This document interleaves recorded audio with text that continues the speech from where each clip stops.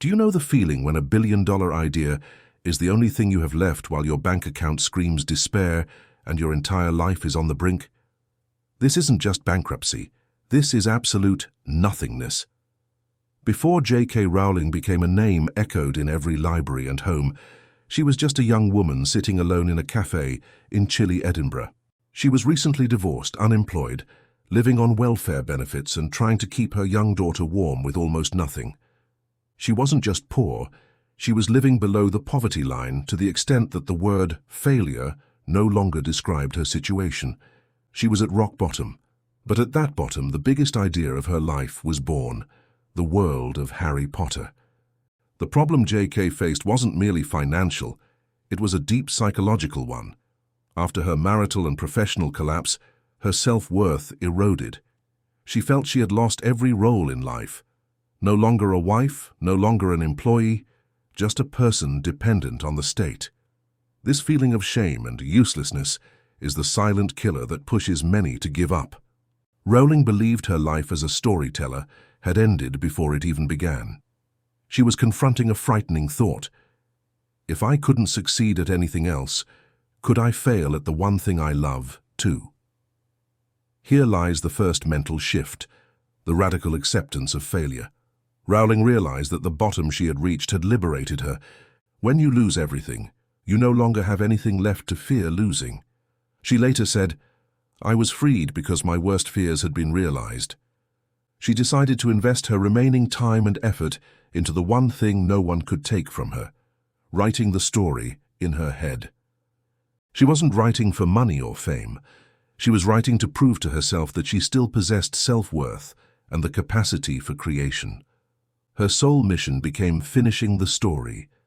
She spent her time at the cafe because it was cheaper than heating her apartment, writing page after page slowly, not as a means of escape but as a path to freedom.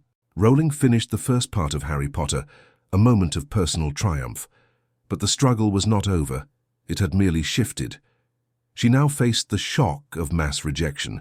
She sent the manuscript to 12 publishing houses. All 12 rejected it.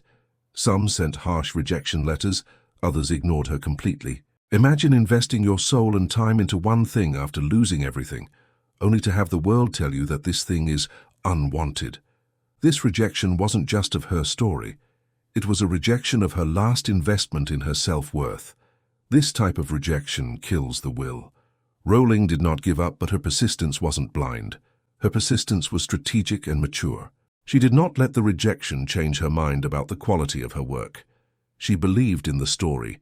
She separated the judgment of the publishing houses, driven by the market, from her personal belief in her creative vision.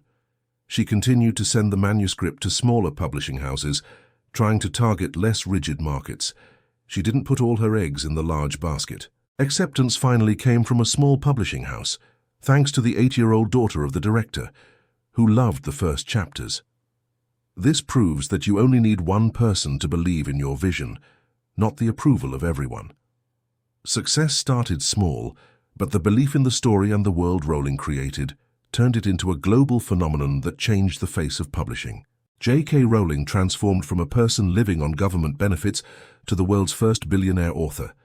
And more importantly, she transformed from a woman feeling shame and worthlessness into a global icon of perseverance and creativity.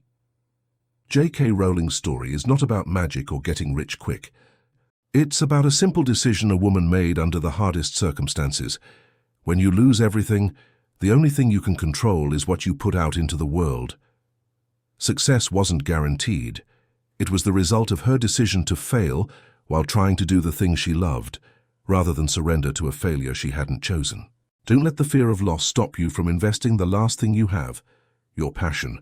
Start writing, start working, start living, because rock bottom often is the best place to begin.